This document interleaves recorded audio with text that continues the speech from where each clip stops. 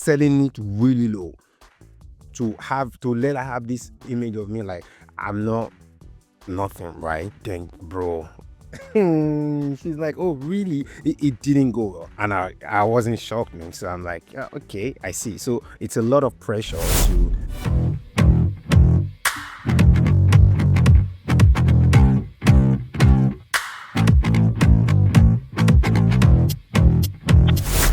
all Nigerians are rich or flashy. And this is sparked by what you see with Afrobeats, Nollywood, our club culture, Dirty December and stuff like that. yeah, for sure. I think it's definitely a huge part of our culture. I feel like that's also one of the reasons why I would say like Nigerians are actually making strides in like different parts of like different industries and all, because we really want to show off when we have it. Yeah, for the most part, it's definitely true. It's definitely, you can see how we have our parties. That we're flashy, but what about the rich thing? No, All for sure, Nigerians are no. rich. Nah. There are a lot of broke people in Nigeria. I mean, this is a PR, right? You meet a Nigerian man abroad, and you're like, Nah. I want me a Nigerian man, even though you don't know if just because of what you've seen on social media, what you've seen in Afrobeats music videos, or what you've seen in Nollywood movies. I think this is something that influences as most especially other Africans. Right, so South African ladies, Kenyan ladies, when they meet Nigerians in their country, I even watched a video recently of a South African girl that came out of a club. She was being interviewed and she got like the option to choose between men from different countries. And she literally said Nigerian, even though Nigeria wasn't a part of the option. And they asked her, why would you choose Nigerian? And she's like, hey, what are you talking about? Look at that club behind me. If I go in now and I do something like 10 or 30 minutes or something, I'm coming back Yeah. out with 2,000 Yeah. rands at least.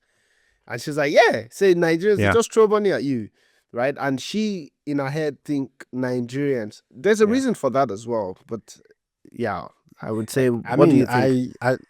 there is actually a story I would like to share also. Like this happened yesterday.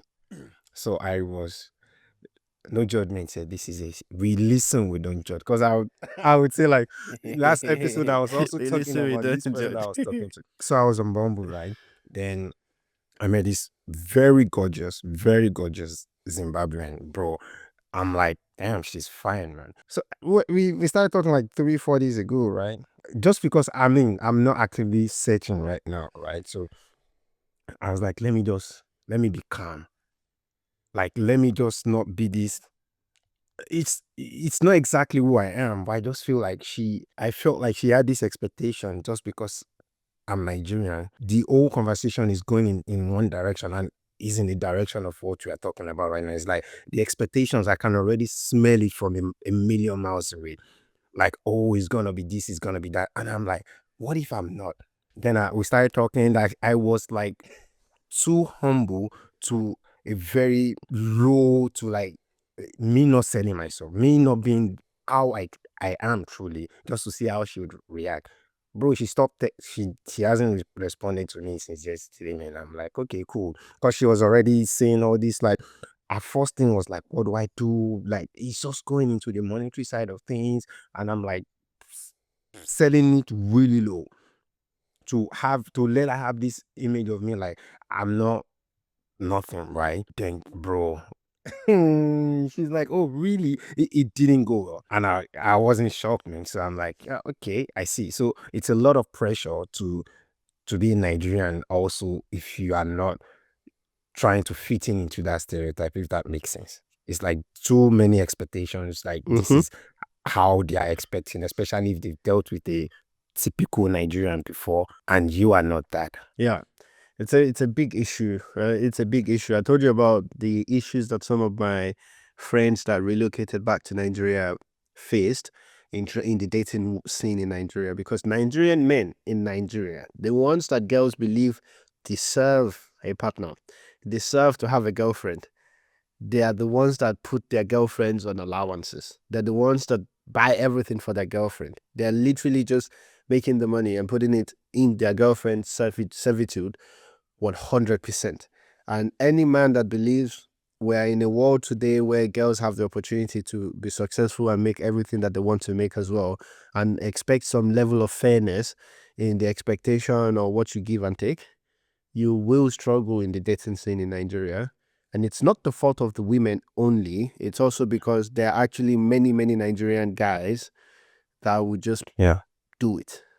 Right? If it works, why should the women expect something different? Why should they change? And I think that's what's happening there. And I think this is also the case for, I don't know about Germany, because I've also seen a post on the internet that Nigerians in Germany are very stingy or something. But I know for sure that in the UK and in the US, the guys step up to the It's the game as pressure, it's well. the expectation. Yeah. That's what I'm saying. Like for me, I'm not stepping up Exactly. to any game because this world, we're living in a world where everyone can do well for themselves. I don't have to be the sole I mean, it's not a question of provision. I will provide what I think is reasonable for the joint entity, but to go as far as being in 100% servitude for another adult that makes just as much or so much money that they can cater for themselves as well, I Yeah. think it's unfair in today's world.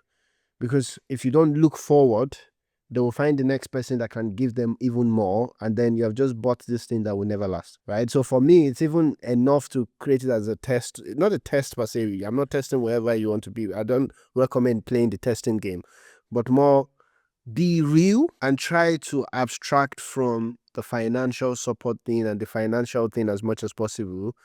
Of course, do what you need to do, but don't For make it all sure. I about mean, you're money. saying for me, it is definitely a test, not like a direct one. But I'll be lying to say that I'm not testing. Like I want for every conversation we are having, I'm analyzing things. I'm thinking, okay, I'm trying to see what is really important to you. Like, and if you engage someone Yeah, enough, you would know, right? Because everything will sort of go in this direction. You yeah, see where their interest lies. You see where they just sort of kill the conversation because it's not interesting to them, and they talk several yeah, minutes on this particular conversation. So you already can access like, oh, okay, I see what is important to you.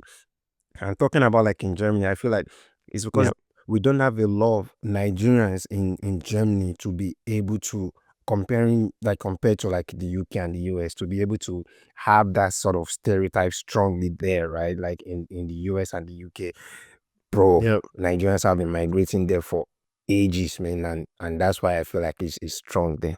It's really strong. Yeah, I totally agree. And with the flashy thing, I do agree that Nigerians can be flashy, but I think it's also again coming back to the distinct nature of the nations within Nigeria or tribe or cultures within Nigeria. Fulani and Hausa people can be extremely wealthy and Yeah. extremely modest. Extremely modest in a way that you can't even fathom. You think, people in the West can be modest. When you see a Fulani man that is extremely wealthy, they can be much, Yeah. much more Yeah. modest than you can imagine. But a Yoruba and Igbo man, I mean, a Yoruba and Igbo man, and this is us abstracting on the large scale, then that stereotype of being flashy might actually be true. Because we have a lot of our people, we want to show. We want to show what we are. And the best ways to see it is when you watch parties, weddings, birthday parties. We also love cars a lot. And how flamboyant we dress to these parties, how much money we actually spend on these parties. You can tell what's going on.